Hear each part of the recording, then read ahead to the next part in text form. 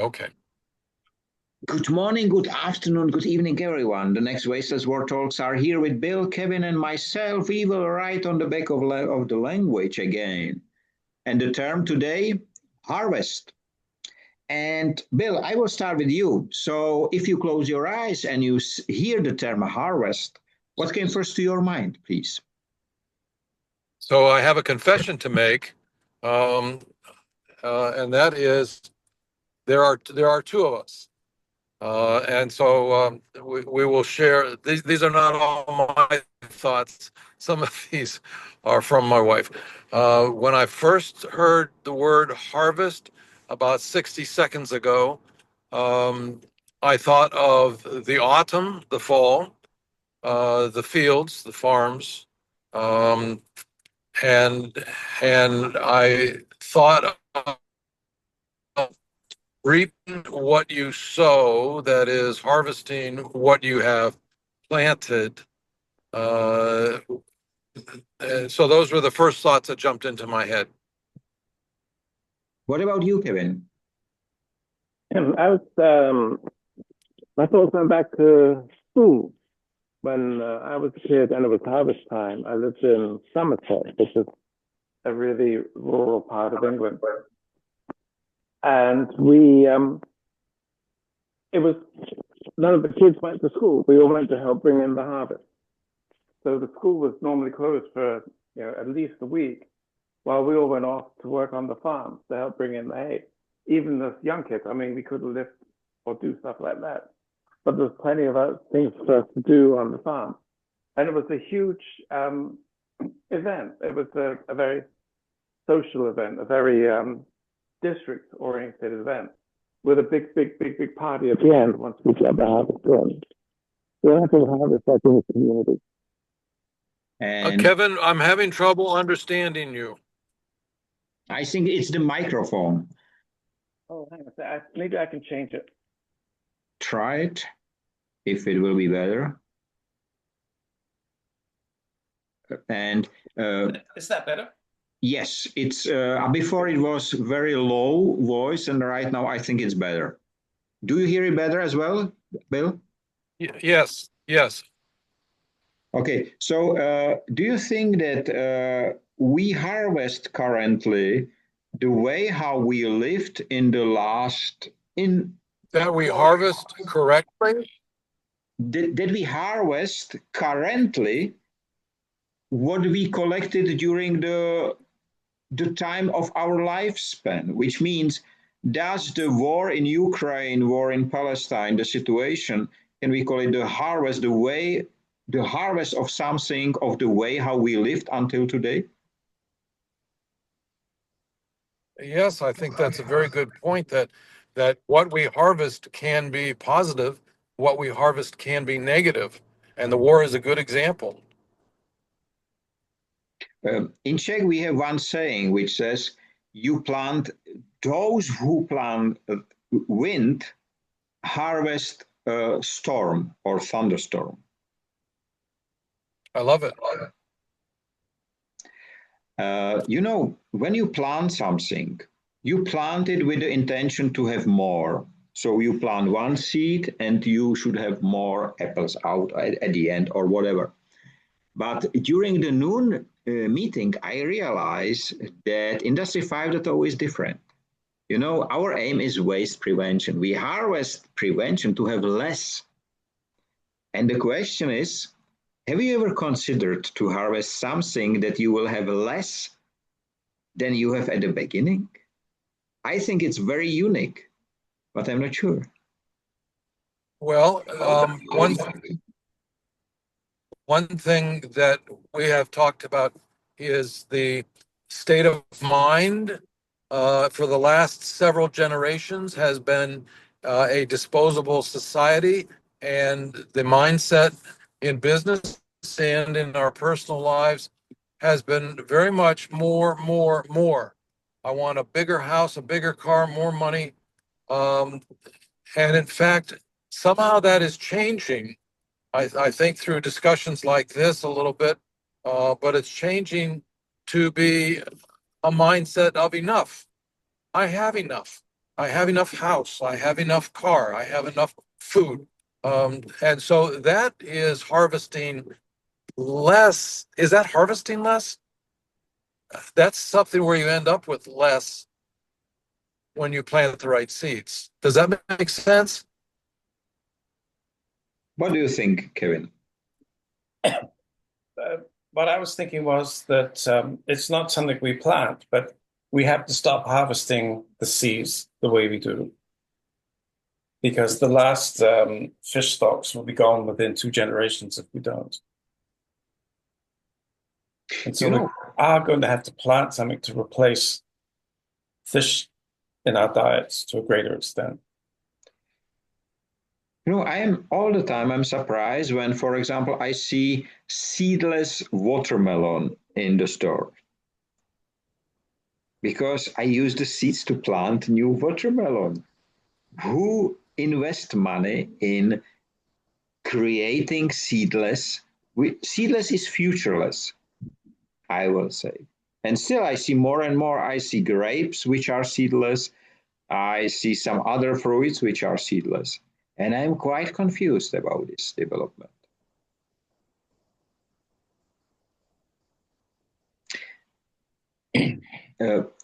You mentioned, Kevin, that there is at the end of the harvest season, there was a celebration in your region where you lived as a kid. I think it's a common thing. So I think it's everywhere, even in my country. When I asked my friend what she thought about harvest, the first what came to her mind was hopes for making beer. Because she was living in a location where hops exactly has been collected at that time. And she remembered that because I was there as well, picking it by hand, which is quite interesting work. And it's not done anymore. It's all machines, or majority of the work is done by machines currently. But Usi from Tanzania, he said, harvest for us is time of sharing. And that's interesting. I don't know whether in the US or whether in Denmark, is it common that the farmer open his fields to, we call it self-pickers. So to people who pay to pick the carrot, to pick the potatoes by themselves, and they pay for it. A good price, but they pay for their own work, we can say. Is it common in the US or in Denmark? Not common. They do this for in the springtime. We pick strawberries, and so we will go up to a strawberry farm, and they do allow you to eat as much as you want. So one goes in the basket, one goes in the mouth, but it's but not potatoes or not wheat or not that I'm familiar with. How about you, Kevin? It's not that common. It is, like you were saying, Bill, it's mostly for strawberries. But one nice thing they do have in Denmark is in the country roads is that there'll be a stall put outside a farm with bags of potatoes, bags of peas, and you just stop and you put the money in and you take the stuff, and it's fresh and it's delicious. You can't buy anything as good in the supermarkets as you can in these little stalls by the side of the road. Yes, that is common in America. This style of self-picking, we have strawberries as well. That was common, but this year, due to the increasing prices in the chain stores and retails and so on, the people are ready to go to pick carrot, to pick potatoes. It's quite interesting because it's completely changed the logistics, supply chain, everything around it, and it changed the harvest. I don't know how it is in Denmark or in the US this year, but last year here in Czech Republic, there was very few fruits and vegetables because of weather. This year, all the trees are filled with different types. I even cannot name it. I just get from one of my friends. She said, in my garden grows figs. I don't know how they are called in English. So, but it's a tropical fruit. I have never seen that in Czech Republic. And she said, yeah, we have a tree and it delivers figs.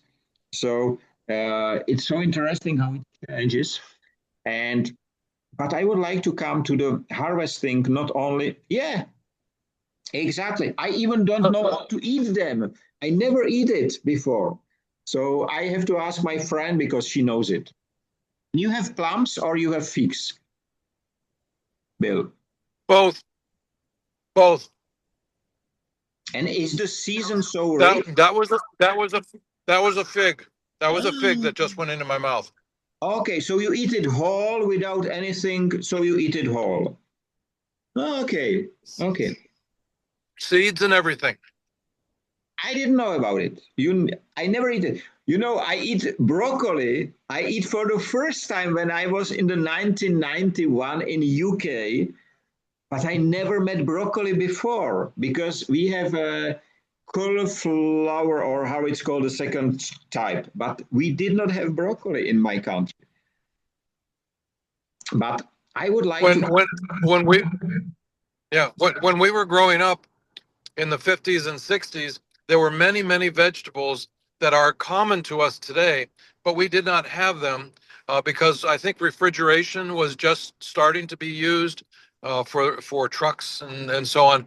But now they fly stuff in from California or South America, so we have many fruits and vegetables that are not native to this area. Uh, but coming to the harvest in a non-physical matter. So, what do you think should be the harvest of education system? Ah, yeah.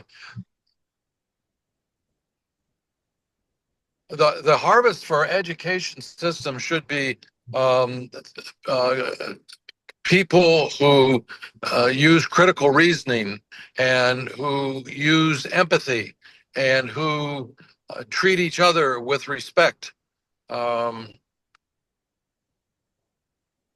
Which makes me think, Michael, about when you first said harvest, I thought, oh, old people harvesting from what they have, from the seeds they have planted their whole life.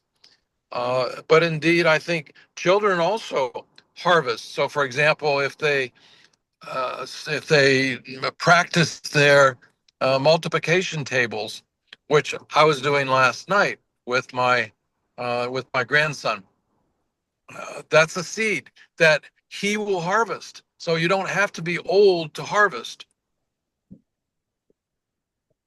Kevin, I know you are strong in education system, but you are strong in politics and knowing the people around and so on. What should be the harvest of politics? Politics. Yeah, that would be interesting, wouldn't it? I The think harvest of it's a really weird concept which politicians have never really gotten to grasp with, and that is the will of the people. I think that would be really an interesting thing for them to try, just to see if it would work. There will be next election in my country in 2 months. The result I know already. So, but it's quite interesting. I think that the harvest. I like the answer which Bill delivered. That it should be people. It should be humans at the end, not titles, not anything like that from the education system. So the fruit should be humans. And I think that it should be variety of humans as well. So it's not one harvest of Granny Smiths, but it is a whole range of different kinds of I like what Ussi kids. says in the noon discussion. He says the harvest of Industry 5.0 is wasteless world. That's a very powerful statement. He named it exactly right. But Tracy, for example, she says that the harvest for her is not only the final picking up the trees, but all the steps which are before that. So it was quite interesting because then It will be the way how nature works, that without a seed and being in soil and so on growing up, there will be no harvest. And the question is, who harvests? Are these the people who put it in the soil, or are these the very different people? It could be the people who put it in the soil, but it also could be society as a whole, which includes you and me, right? And the what we are harvesting is more than the wheat or the carrots. My wife loves to garden, and she loves, of course, to look at the pretty flowers, which is the harvest from her labor. But the she also benefits. She also harvests a peace of mind and a joy when her hands go into the dirt. Uh, Psychologically, that's a wonderful harvest for her. So, can we harvest meaningfulness? Meaningfulness? Sorry, meaningfulness? Or is meaningfulness harvesting? And there is one more question, one more topic. What is the very opposite of harvest? Our favorite topic. Waste.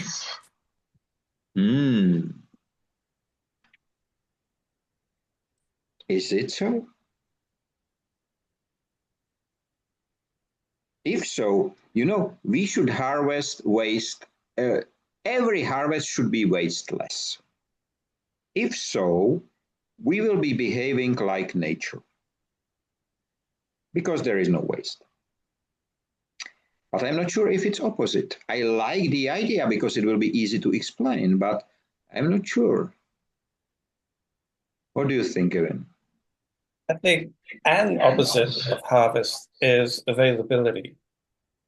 In the old days, when we lived on the seasons, the harvest was it was like a major event within the year. So in Berlin, for example, a lot of the people who lived and worked in Berlin in the 1920s would work the whole summer in East Prussia. So, 100, 200 miles away from the city, in the fields to bring in the harvest, to bring in the potatoes. And it was like a social event. It was part of being in society, it was helping to bring in the harvest for everybody's good at a certain point in the year. And now that's been lost. You can get potatoes any time of the year, apples any time of the year. We don't have a focal point where we can really appreciate what we've done and what we're going to have. And was it a success or was it not a success? And I think we really miss that because we take for granted that the supermarkets are going to be full no matter what time of year. So I like that. And my wife, who comes from Minsk, when she was at university in September and October for 3 weeks or 4 weeks, all of the students would go out to the farm. I think she called it kartoshka, and they would harvest the potatoes. And it was a great social time too, because you would walk in nature, your feet were in the dirt, fresh air was in your face. And if you didn't want to bend over and pick up the next potato that the machines had missed, well, you just step on it and drive it into the soft soil. So your bag does not become any heavier. I like the fact that it was a social event. You remember last week or the week before we have bread. And bread is harvest or the result of harvesting a long process. At the end is the harvest. And again, harvest is the power of touch. It is, we have to touch it. If we would like to pick it from the ground or from the tree, we have to touch it. And of course, there are technologies right now who does the robots do this and drones pick up apples and so on. Technology is advanced. The question is, and here I am very close to you, Kevin, that we are losing something. We are losing a very important part of getting together for a common aim, which is right now. And if we do it, okay, in winter you can't hardly pick anything physically, but during at least half of the year we will be able to pick one by one. So to have the celebration almost every month, there will be something to celebrate. So it's quite interesting how close we are to the other topics and to the relation of wasteless or preventing the waste to happen. Because if we put a seed and then we do not collect, nature will be happy probably, but we will not. We will not. And you think in 100 years ago, bringing in the harvest was only the first half of the job. The second half was to preserve what had been harvested. Right. And so that it would be making jams, it would be, pickling things, salting things. Extremely, important and hard work to be able to live through the winter. And that has totally escaped us. And again, that's a very social event which has gone from our lives. Do we have something similar? So is there any substitution event which we participate today on? I don't think so, at least not for the whole society. Managers meet in whatever conferences, celebrating whatever they do, but it's a completely different thing. Frequently, you cannot touch the result. You cannot taste it. You just can put the hands together, look at the speakers, but it's not a physical event. It's quite interesting. But I think it's interesting that Yes, Bill? Go ahead, Kevin. I was going to say, I think it's how many countries apart from America have a Thanksgiving to appreciate and show appreciation for the harvest. I mean, in Europe, we don't. We have certainly it. Not up here. We have it, but it's a local, really local. It's a harvest celebration. It's city by city, region by region. We still keep it. We still keep it. And Bill? Yeah, the point that you were making, Kevin, I agree with you. The point that you made, Michael, about the difference. Both of you were making this point, how it's changed in the last 100 years. Even not that long. I remember vaguely, but the 1950s, and I think in 1950. Almost half of the population was either on the farm or in a farming community, and now it's less than 5%, if I remember.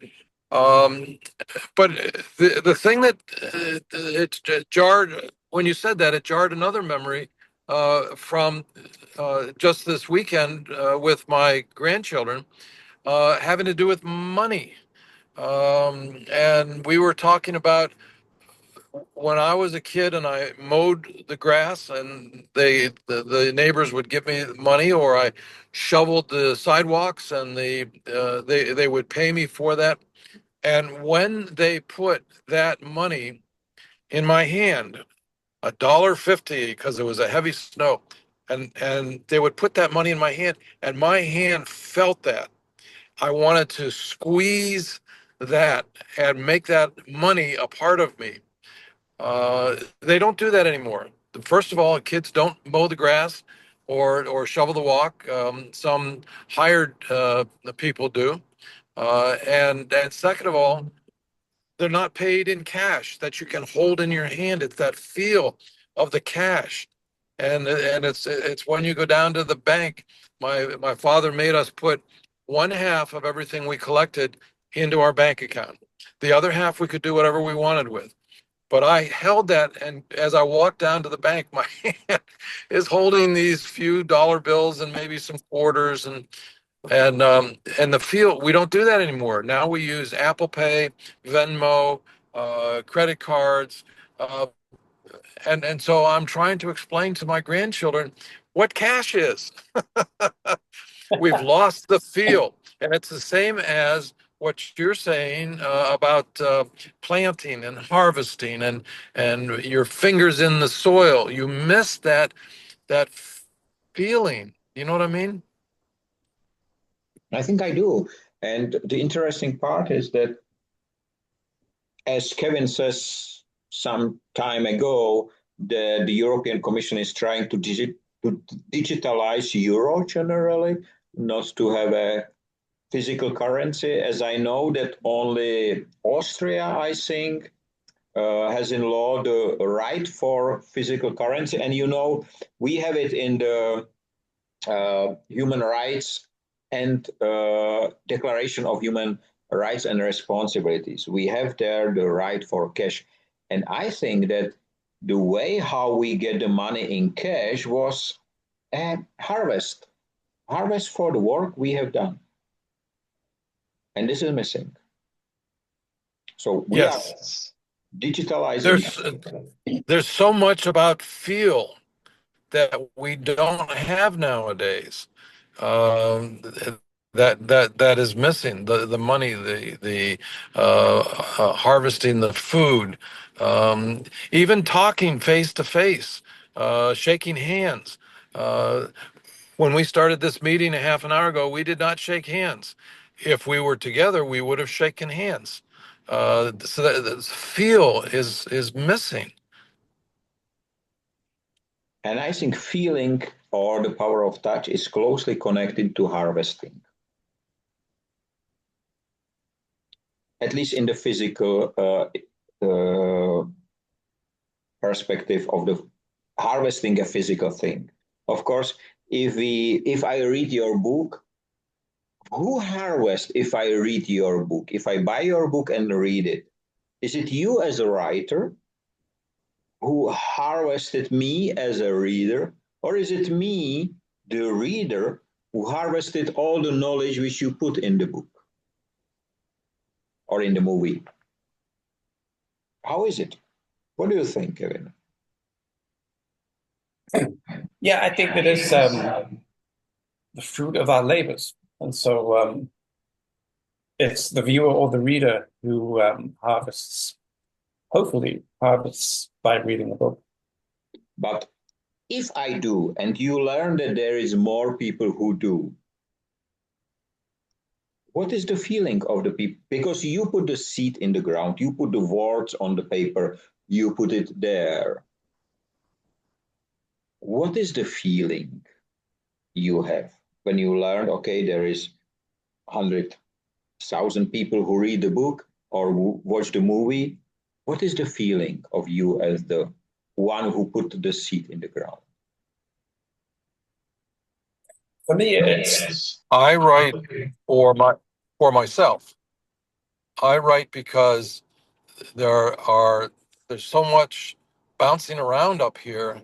I cannot go forward until I make sense out of that, and I make sense out of that by putting it down on paper, by writing that. So I am harvesting the peace of mind. It's an excellent question, and I think that the answer is on many different levels. I If 100,000 people bought a book of mine, then I could retire, and so that's my harvest. Um, but it's both for the reader and for the writer on many different levels. Kevin, you would like to add something to this? I was going to say that the book is the harvest. The book is the apple. You know, you work on it for so long, and then like planting, whatever you get at the end of it, if it's a pumpkin or whatever, that's the book. And then what people do with that afterwards, however they want to eat the apple or cook the apple, that's up to them. But for me, it's that the finished product is the book. I think that time to time you meet someone who read your book or watched your movie and tells you how she or he like it. What is this feeling? How do you feel?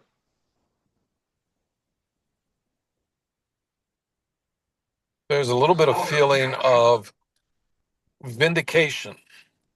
Um, I was not wasting my time. Somebody connected with it.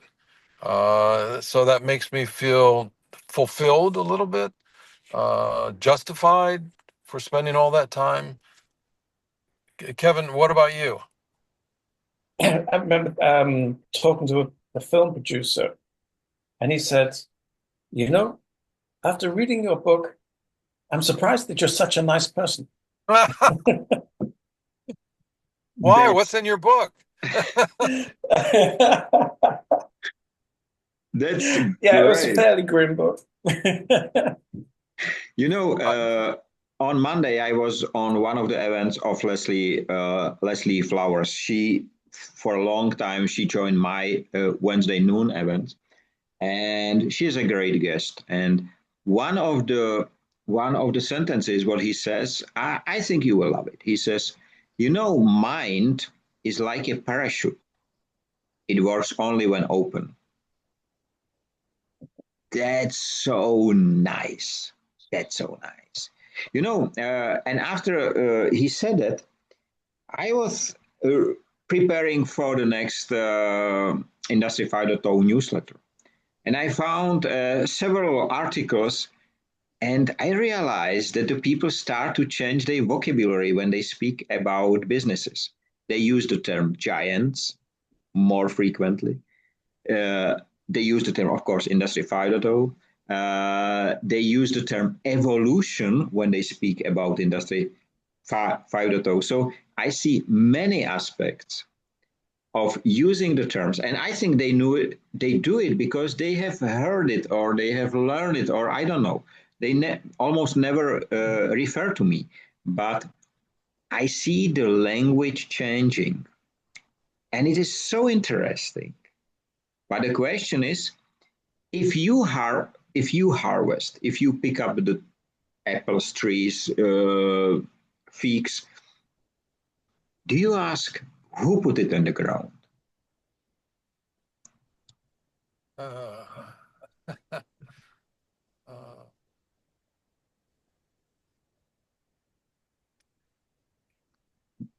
Because I do not. I think the a person who replied to you this way, Kevin, as you says, that he is surprised that you are such a nice person. He has to. He has to think about who was the person who wrote it. Yeah, interesting. Yeah. There's an interesting thing in Danish supermarkets, and it's getting more and more common, is that they try to have more Danish produce now. So they don't have to fly things halfway around. Some things are unavoidable, so an avocado has been flown around the world. But quite often now, when you buy a bag of potatoes, it has a photo on the back of the farm and the farmer and the address, which says these potatoes were grown, 20 kilometers outside Copenhagen at this farm by Mr. and Mrs. Jones. Or these eggs were were produced in our local egg collective down in whatever part of the country. And I think that is fantastic because it really personalizes the Yes, effort. I love that. It's a great idea because this is sharing the harvest, sharing the really it is very interesting idea. Why not? I really hate the made in EU. Yeah. What is EU? So made in EU where? So that's so stupid, and they make a law in EU that you have to mark the location. Yes, in some countries, I don't know whether you notice, Kevin, some countries still has the rules that there should be the name of the country. But it's just in, I think, Romania or some very few countries in Europe does not accept made in EU. They need to have in the description made in Czech Republic, for example. But it's slowly disappearing. But to make it visible, to make it transparent, that's a great, because it's transparency, profit sharing, efficiency, three basic principles of Industry 5.0. So it's quite interesting. Yeah, and why should you buy potatoes which have been transported 2,000 kilometers when you buy potatoes that come from 20 kilometers away? Or when you go on your roof And there's a next step. over there. Sorry, Bill. And there's a next step to this individual recognizing becoming personal with your potato. That is, you begin to look. This came from Connecticut, and then. Yeah, because they have good soil for this sort of thing. Or this came from New Jersey. Well, yeah, because the soil down there is kind of sandy. So this particular vegetable grows better in that sort of soil. So it opens up to a better understanding rather than this sack of potato came out from some black hole someplace, boom, landed on. It allows you to understand the potato's background. Really, I love that idea. You know, I was just asking, we have in the 15th century, there has been a man called Jan Žižka. There has been even a Hollywood movie. He was something like a general of the poor, and they did a lot of different things, but they has been very, very famous fighters against kings and similar. And I just asked recently someone, how much potatoes does he eat to dinner? And the answer, none, because potatoes came to Europe in 1572. He was dead already. But we have 1.5 minutes left. So once again, it was a great harvest, you know, it was a harvest of our thoughts. And so powerful and so refreshing and so tasty that I'm looking forward next week and again to see how we are harvesting new term, riding on the back of a language, enjoying to putting our hands in the soil of language and creating it together for someone to collect it one day to see the harvest of our time.